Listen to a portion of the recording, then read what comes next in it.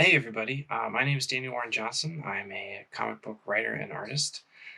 Today we are going to look at the first sketchbook I ever started, all the way back in 2007.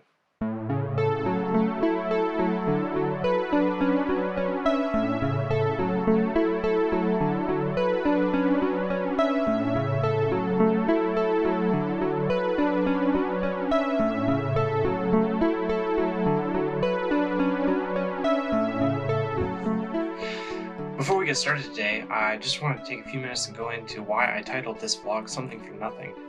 A long time ago, a good friend of mine, Riley Rossmo, he's done some amazing comics. Um, we were talking about, over, I believe it was sushi, how amazing it is that we as artists all over the world, everywhere, are able to think of something in our heads and put it onto a blank piece of paper.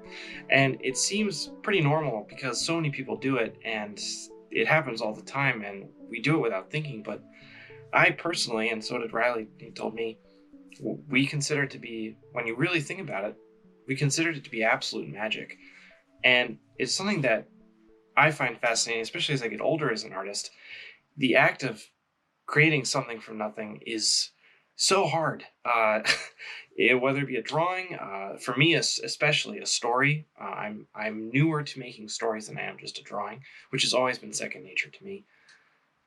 That the act of getting up and making something that did not exist in the world before, it takes a lot out of us as people, but it's really good and really healthy. And so with this vlog YouTube channel, I want the main theme to be what it's like and how other artists create something from nothing. And I wanted to probe that question with visuals and get into what makes us as visual artists, as comic book artists, as illustrators, how that makes me tick and how it makes, I want to delve into that, and all of the things that you see in this channel going forward are going to be just around that theme, creating something from nothing.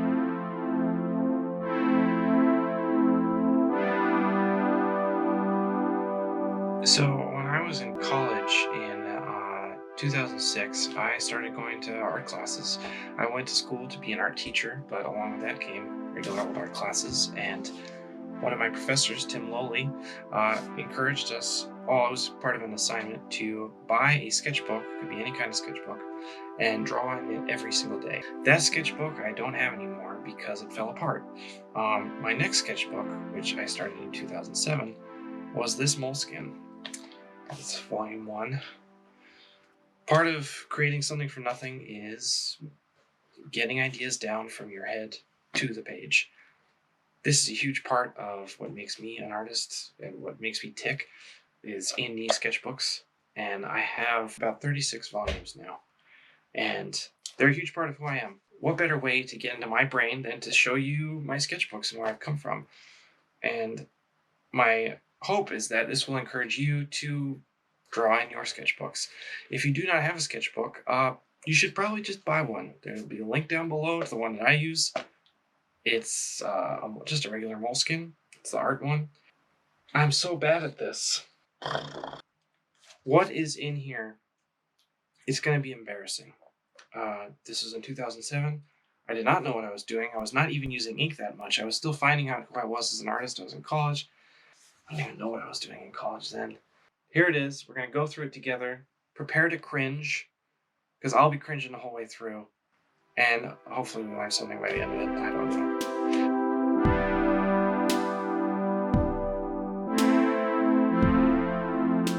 So here we go. This is volume 1 of my sketchbook, and prepare to be embarrassed along with me.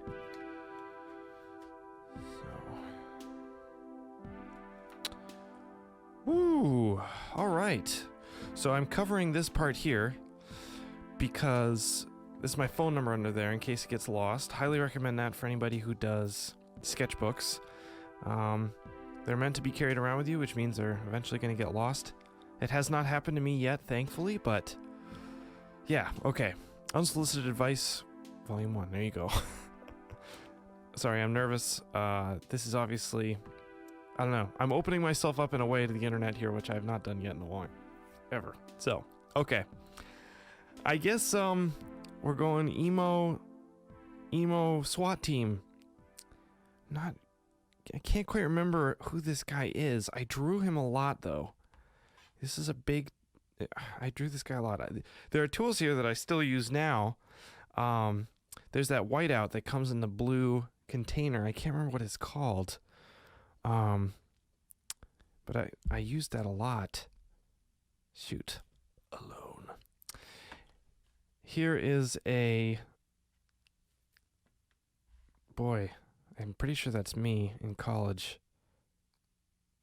Self-portrait. Oh boy. Okay. So let's see here. This...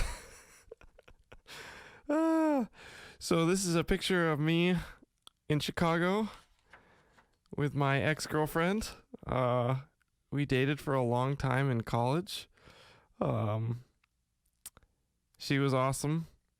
And, you know, she's happily married now. And I am happily married now to other people. Both to other people. And that's okay. But, man, this is some emotions here. Oh, boy. Love is coming to town. Oh, this is why you subscribe to my channel. This premium content. Okay. Here we got a trio of people here. I remember I was a really big fan of Grifter.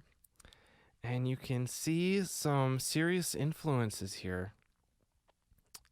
From Joe Mad, I'm seeing some Jim Lee.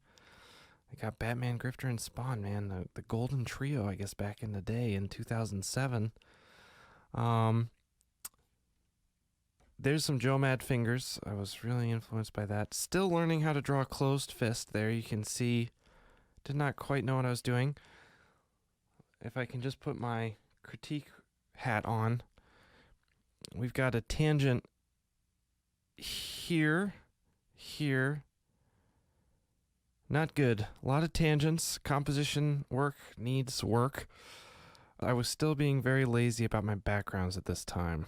There's some things that I still like about this drawing, though. Let's talk about them, because I'm trying to be positive here. I really like this hair. This is very Joe Mad hair. It's really sketchy. It feels very organic to me. You know, it needs a lot of work, but it's not bad. Not bad drawing. I remember being really happy with this when I drew it. This sketchbook has been kind of bringing back some memories of, like, some feelings that I was having at the time. And overall, I'd say this was really positive. It was a positive drawing. I just remember having a good day when I drew this. For this, we had an assignment to draw, like, we were supposed to mimic our art heroes at the time, and Mike Mignola was and still is an art hero, so I was trying to draw like Mike Mignola, which you can obviously see. Get nice and detailed there.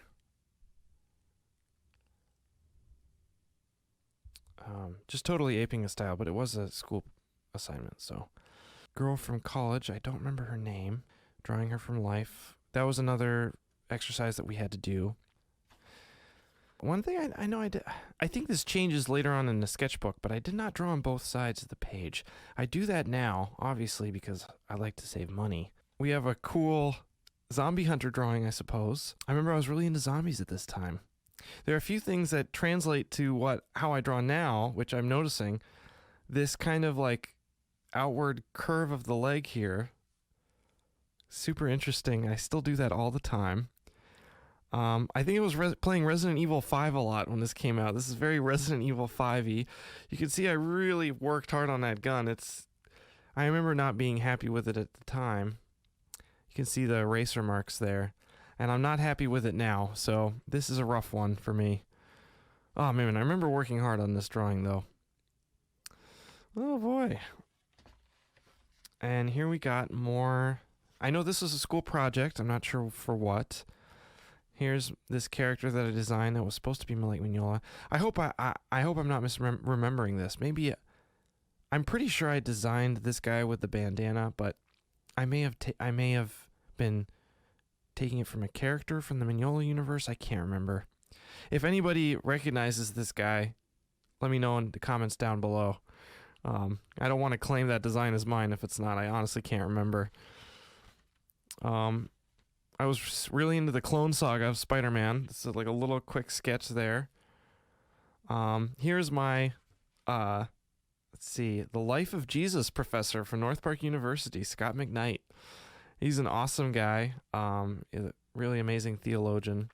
I went to school at North Park University in Chicago, so it was a Christian school, but you didn't have to sign a statement of faith. But you did have to go to 2 Bible classes, so he would throw pens at his students if they fell asleep in his class, which they did often. No shade on his teaching. He was a great teacher. He is a great teacher. Here is a from life drawing of my ex-girlfriend. Remember that mouth was really giving me trouble. This is embarrassing, but it's where I was, you know. This is where I was as an artist in 2007, and hey, I said I was going to show you, so we're in it. We're raw. We're getting real. I still really like this drawing, actually.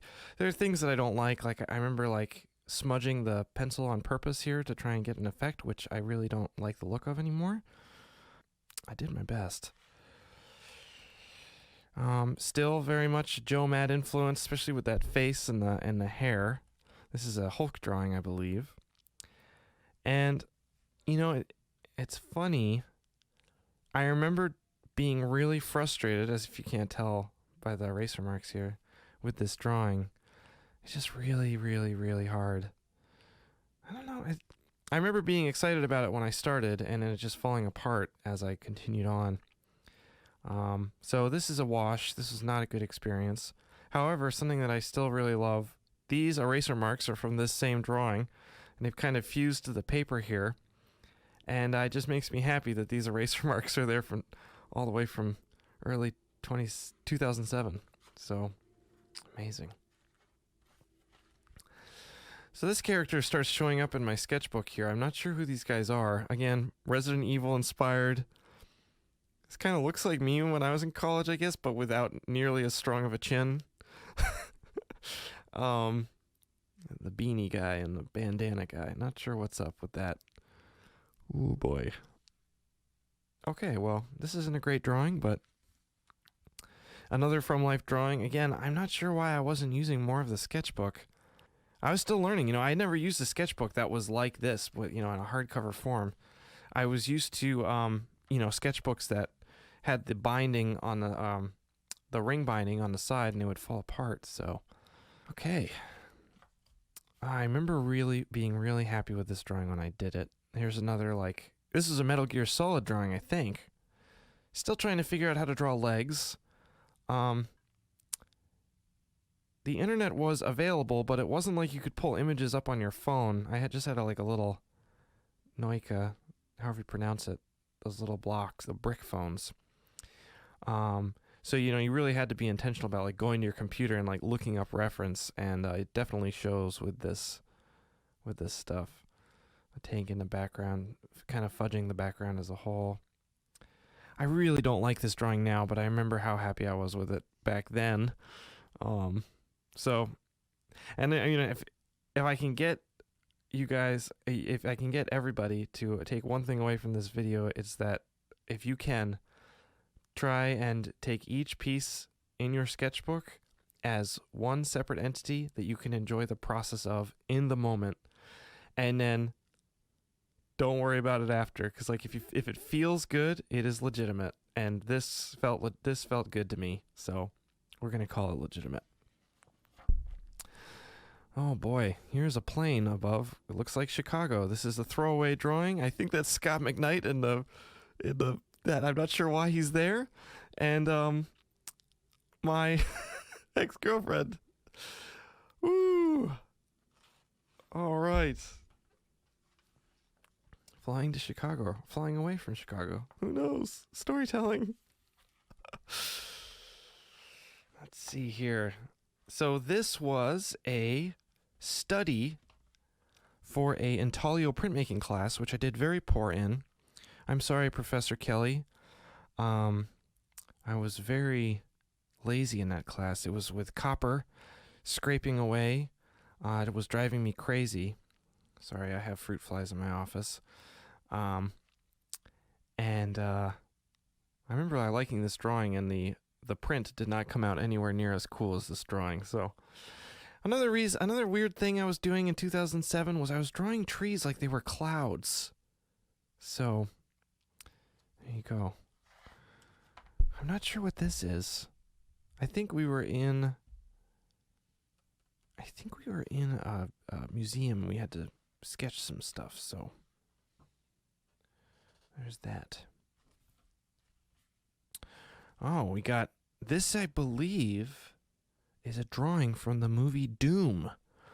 Back in the day, there's that seedy, gross guy. I think he gets killed in the bathroom, maybe? I don't remember. There's the big friggin' gun. Or the same guy that we saw back here. Oh, boy. We got some inserts here. Sometimes I'll do drawings on like spare scrap pieces of paper or whatever, and I will just stick them in the sketchbook if I like them. I liked this one. This is April 2007. This is a Wolverine sketch. I really like this drawing still. Just ballpoint. I remember being happy with it then, and I'm happy with it now. I actually really like it. Here's this kind of character again in flannel. He looks kind of like a ripoff of like Garrison from Battle Chasers, but with a flannel shirt and a gun. So not very original. Some tangent problems, but the neck was abnormally long. Oh boy. Can't remember what this was for. Here's the same character. Rescuing a baby. He's obviously a good guy. I'm trying to remember where my brain was at when I did this. Here's a school, like a college handout, I think. We've got more of this character. It says, my name is Judas. Judas. Oh, okay. It's coming back to me. This was a character that I made up in 2007. Okay. His name was Judas, and he was the resurrected Judas from the times of the Bible and was trying to redeem himself after betraying Jesus. Oh boy. Yep. It's coming back to me now. I drew this guy a ton. I thought this was the coolest thing. It was basically like me trying to be like Mike Mignola with Hellboy short form storytelling. I was so inspired by him at the time, still am, but oh man, okay. Well, that puts things into context. Judas, welcome back, dude. Okay. Oh, this is me trying to do graphic design and failing miserably. This is for urban outreach with my college, like with after school programs and feeding the homeless and things like that. I'm pretty sure I did this and they did not like it, which is totally fair because it's awful. And they did not use it, but I saved it. So there you go. I was drawing a lot of werewolves at this time too, I remember. Here's my first real foray with India ink on like a brush. It's like really textural. I don't know if you can see that reflecting. Highly recommend using a lot of junk on these sketchbooks if you get one. Especially the Moleskines. I'm sure there are other brands that'll do this too, but the Moleskines really hold up. Oh, I think that's Judas sticking a gun into somebody's mouth. Okay. Awesome. Not sure. Don't know. I think I was trying to fill up sketchbook pages at this point. Trying to get the hang of full body poses. You'll notice a lot of these sketches don't really have people's feet in them or legs, and I was realizing at the time that it was a problem. And as you can tell, it was difficult for me to get. This is very wonky. Pretty sure this was for school, drawing Rembrandt. I don't hate this drawing. A lot of pencil works too. A lot of really dark pencils. I'm really not seeing much inks. I'm seeing it here. I was not really using ink yet. I hadn't really put two and two together to maybe get paid for illustration or comics. Stupid fruit flies. I had to know how to use ink, but yeah. Oh man, I remember this drawing. I'm still really happy with this drawing. This brings me back. I remember I was never really able to get my ex-girlfriend's likeness, but I did this time, and I was just so happy with it. And you know, we've all got memories and like good thoughts, bad thoughts, and this is definitely a good memory. And I'm glad I got it on paper. Oh man, bringing me back. This was a guy who would cook us omelets at our college food hall. His omelets were great, and he was really nice. And I think I asked if I could draw him once. I still really love this drawing. You can see the way I draw hands still the same there. Not quite. I don't know if you can quite catch that. But, yeah, definitely. There's definitely. The skeleton of me is in here. Alright, I'm pretty sure this is Judas again. It's got a theme going here. That is a Joe Mad mouth if I've ever seen one. And Joe Mad eyebrows. He was so inspiring to me. Hello, Joe. I don't know if you'll ever see this, but I love you, man. And I think you're awesome. I have a Joe Mad piece of original art. We'll talk about that sometime. Here's a self-portrait by me, again with a too big chin. So remember, mouths were still giving me trouble. It was either Joe Mad mouth or bust. Here's more Judas drawings, and Batman, and me trying to figure out how to draw pictorials. So, remember I was starting to play with shadows here, underneath the jowls and stuff, and those really mystifying me. I was looking at a lot of Tim Bradstreet art at the time. So, wow. So, this is in July of 2007. So summertime, I was home from college, and I still really love this drawing. You know, there's plenty of things wrong with it. This is completely a rip off of Wolves of St. August from Hellboy. Complete rip, but this is the sketchbook, and this is, you know, sketchbooks are the place to do that. We have a tangent of the century here. 1, 2, 3, 4, 5. Oh my gosh, look at this. Woo! Still though, I'm happy with this drawing. I remember being so excited when I did this. You know, torso way too long. Composition wonky. I don't know if he's like wearing a skirt or here, like everything's so weird. But man, I remember being really happy with this drawing, so we're gonna celebrate it today. I want you to do the same with your old sketchbooks too, if you have them. Also, I highly recommend, like, sketchbooks are a way for me to kind of get out of the, you know, grind of comic books for me. I love drawing comics, but sometimes you just need to let loose and do something that might be really derivative of something that you've seen and loved, and there's absolutely nothing wrong with that. You know, so that's what sketchbooks are for. They're to try new things and to take things that you love and try and make them into something new. And that's what I was doing here. And, you know, the cool thing about these hardbound sketchbooks is they feel like archival. This is like great paper. It feels archival. So I feel like I'm really, if I wanted to make like a really nice drawing in my sketchbook, I could. So there you go. And that's what I did. So again, total Wolves of St. August rip, but trying to draw pretty ladies like Joe Mad. These are just Joe Mad rips, I'm pretty sure. Here where I start messing around with inking. This is Micron, I think. Yeah, not great. I think we could actually say bad. More Judas. Here we go. I remember like not wanting to pull out my regular ink and then using I forget, a Faber-Castell marker or something, and it looked terrible. I never used it again. Man, look at that. So I think we'll start seeing more inking pieces soon, inked pieces. So here's a castle drawing. I remember I was really into concept art at the time. I think. I'm not sure exactly. Well, anyway, there's a lot wrong with this drawing, but there was passion there. I was putting the work in, putting the time in.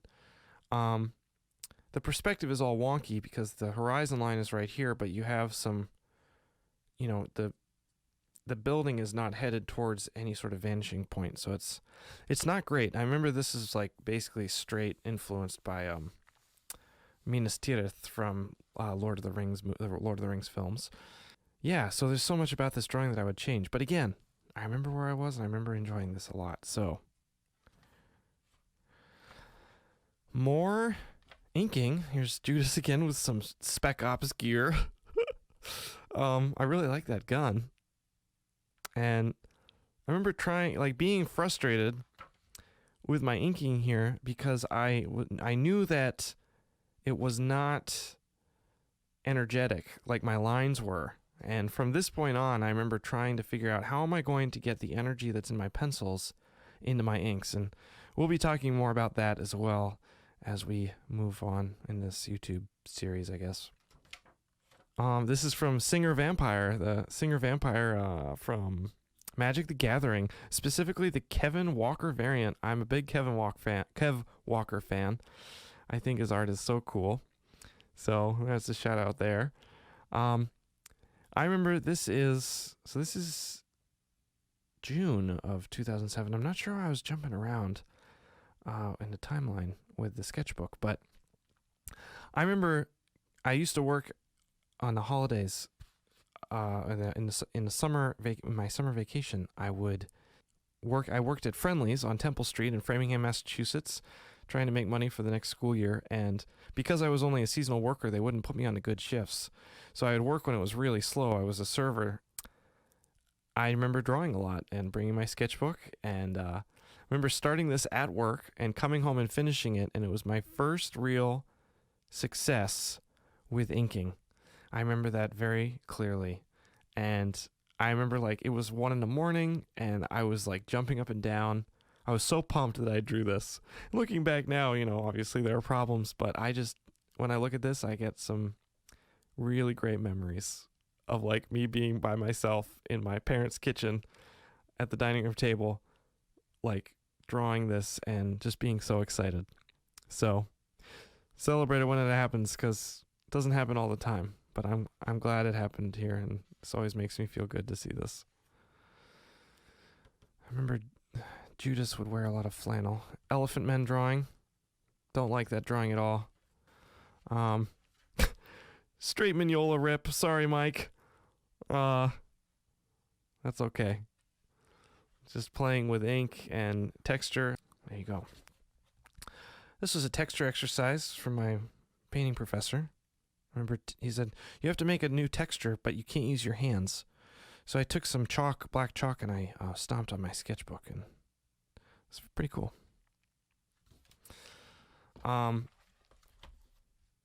Here we go. So this is a little story idea I had. Murder of the Salem Witches. I grew up in Massachusetts, and we lived in Ashland, Massachusetts for a long time.